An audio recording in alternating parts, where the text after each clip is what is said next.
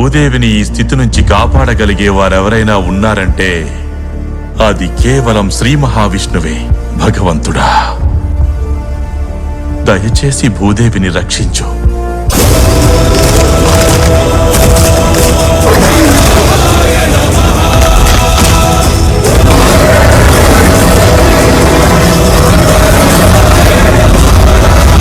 ప్రభు, మీరు వచ్చేసారా?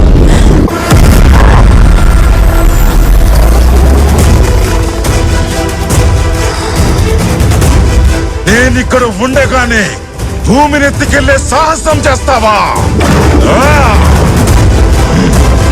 అడవి పంది, నిన్ను చూస్తుంటే అసహ్యంగా ఉంది.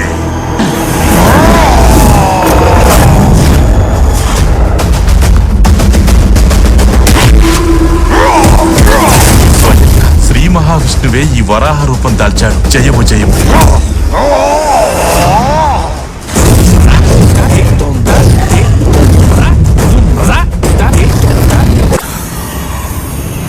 సంభవం.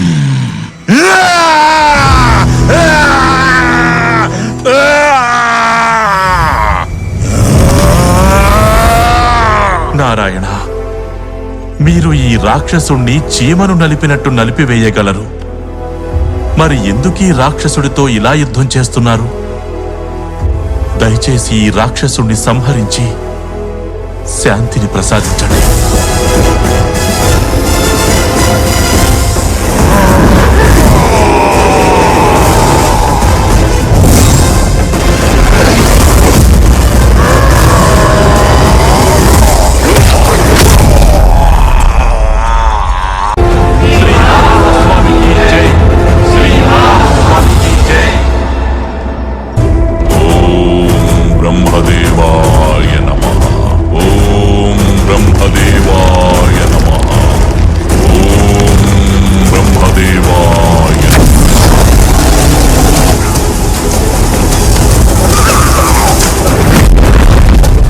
రాక్షసుని తపశక్తితో బ్రహ్మాండం మొత్తం ఆహుతయ్యేలా ఉంది. కశ్యపు పుత్ర హిరణ్యకశిప, హిరణ్యకశిపుని శతకోటి ప్రణామాలు. నేను నీ తపస్సుకి ప్రసన్నుడనయ్యాను వత్స.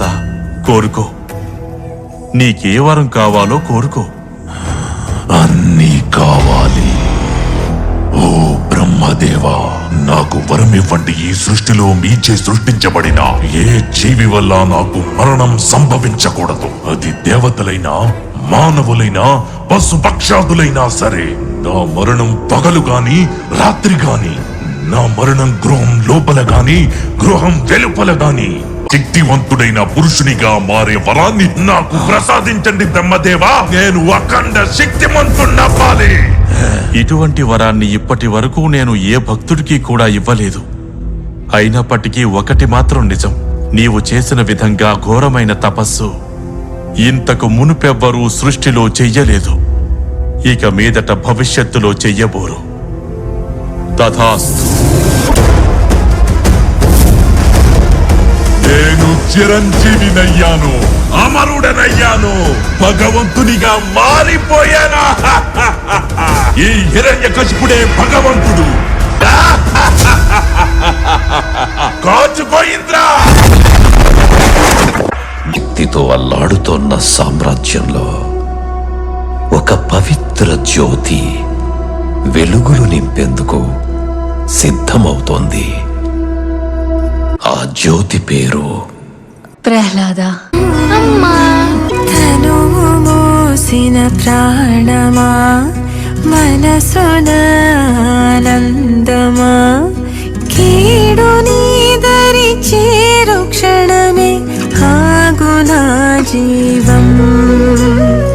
సూర్యరేఖల నయనమా, చంద్రకాంతుల హాసమా, వెలుగు పంచిన నీ తేజమ్మే ఆయన లోకం. ప్రణామాలు తండ్రి. పుత్ర, ఈ రోజు నా ఒడిలో కూర్చున్న నీవు రేపు ఆ సింహాసనాన్ని అధిష్ఠించాలి. కనుక చక్రవర్తి కాబోయే ఈ చిన్నారి రాకుమారుని వివేకానికి, సామర్థ్యానికి ఒక చిన్న పరీక్ష పెట్టబోతున్నాను. అవశ్య తండ్రి గారు. నాయనా ప్రహ్లాద, గురుకులంలో నీవు ఏ విద్యలైతే అభ్యసించావో వాటి ఆధారంగా చెప్పు. రాజంటే ఎలా ఉండాలి? నాన్నగారు, రాజులు ఎలా ఉండాలంటే పక్షపాతం వహించకుండా సమన్వయం కలిగి ఉండాలి. ప్రజలని తన సంతానంగా భావించి వారి సుఖాలను తమ సుఖాలుగా, వారి దుఃఖాలను తమ దుఃఖాలుగా భావించాలి. రాజు కేవలం తన రాజ్యం మాత్రమే కాదు, తన ప్రజల మనసుల్ని కూడా అతను పరిపాలించాలి నాన్నగారు. ఆహా, ఎంతో బాగుంది. వివేకంతో కూడిన నీ మాటలు వింటుంటే నాకు ఎంతో సంతోషంగా ఉంది. తప్పకు ఇంకా చెప్పు. రాజు ప్రథమ కర్తవ్యం ఏమిటంటే అతను పరమ పురుషుడైన భగవంతుని పట్ల తన ప్రజలలో భక్తిని పెంపొందించాలి. సర్వశక్తిమంతుడు, సృష్టిని పోషించే ఆ పురుషోత్తముని అందరూ పూజించేలా చెయ్యాలి తండ్రి. ఆయనే శ్రీ మహావిష్ణువు. అజ్ఞానం, అహంకారం, మోహమాయల్లో పడిపోయే కోటాను కోట్ల జీవులు ఈ లోకంలో అంతులేని భవసాగరంలో మునిగి తేలుతున్నాయి. ఈ స్థితిలో వాటన్నిటికీ విష్ణువనే నావ ఆశ్చర్యం కలిగిస్తే అవన్నీ ఎంతో సునాయాసంగా భవసాగరాన్ని. ఇకపై ఏ విష్ణు భక్తుడు గురుకులంలోకి చొరబడకుండా జాగ్రత్త వహించండి.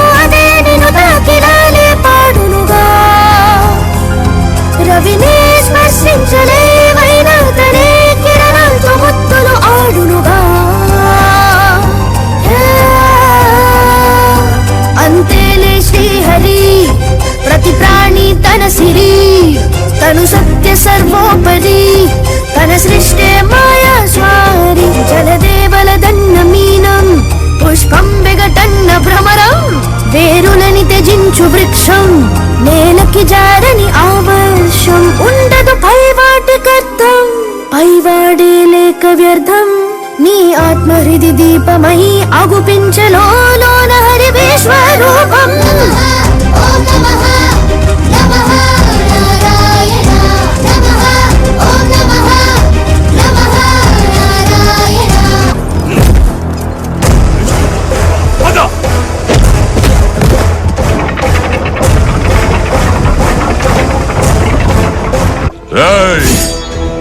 నీవా విష్ణువు తొత్తువే కదా, పిలువ అతన్ని. కనీసం నీవు పిలిచినప్పుడైనా అతను నా ముందుకొస్తాడేమో చూద్దాం. ఈ రోజే తేలిపోవాలి. మా ఇద్దరిలో పిరికి నక్క ఎవరో, సింహం ఎవరో. ప్రహ్లాద, నీ విష్ణువు అంతటా వ్యాపించి ఉంటాడు కదూ? అలా అయితే అతని స్తంభంలో కూడా ఉండాలిగా.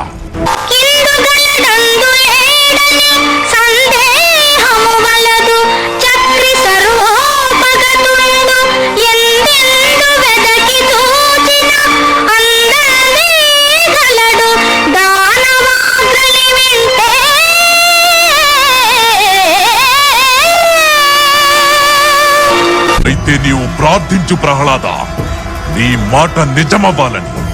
ఒకవేళ అతని ఈ స్తంభంలో లేకపోతే గనక ఈ రోజు ఈ హిరణ్యకశిపుడు ఈ నిండు సభలో అందరి సమక్షంలో ఖడ్గంతో నీ శిరస్సును ఖండించక మానడు.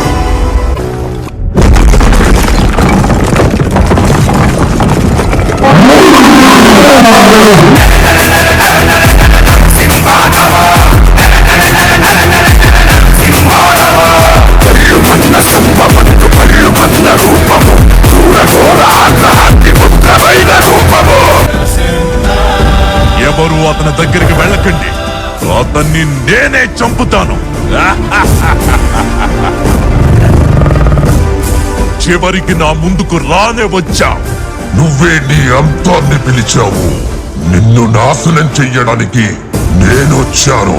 ఓరి బహురూపి, శత్రువులతో పోరాడేందుకు ఒకసారి పందిలా ఒకసారి సింహంలా వస్తావు. నిజ రూపం చూపించలేవా? నా రూపం ఏదైనా కావచ్చు, ఒకటి మాత్రం నిశ్చయం.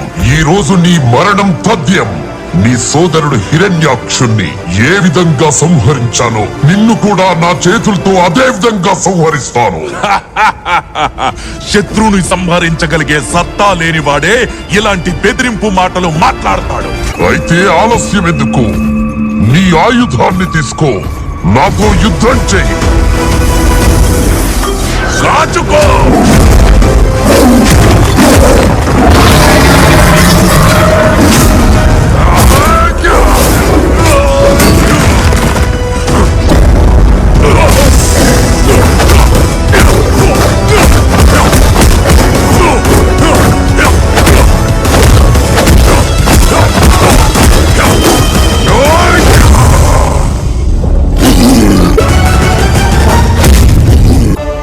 ఆసన్నమైంది నీ అంతం.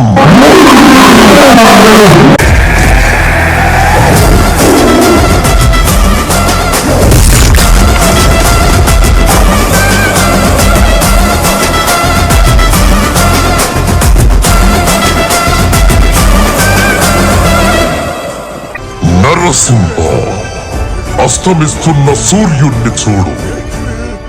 ఇప్పుడు పగలు కాదు, రాత్రి కూడా కాదు. నువ్వు గృహం లోపల లేవు, అలాగే వెలుపలా లేవు. చూడు, నువ్వు గడప మీదున్నావు. నువ్వు భూమి మీద లేవు, ఆకాశంలో లేవు. నువ్వు నా తొడల మీద ఉన్నావు. ఇక శస్త్రం సంగతి విను. నా గోళ్లను బాగా చూడు. ఇది సజీవము కావు, నిర్జీవము కావు.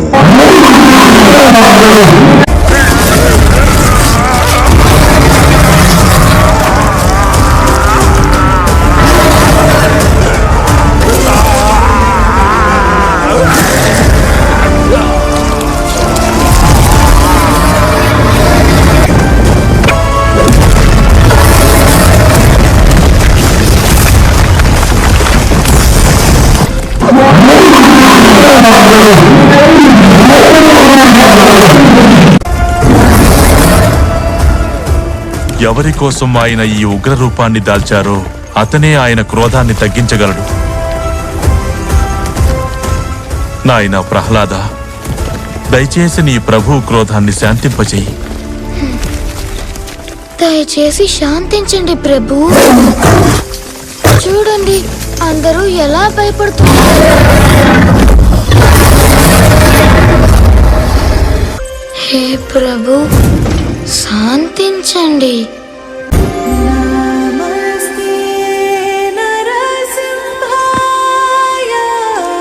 శ్రీమానిని మందిర భక్త మందారా త్రైలోక్య సమ్మోహన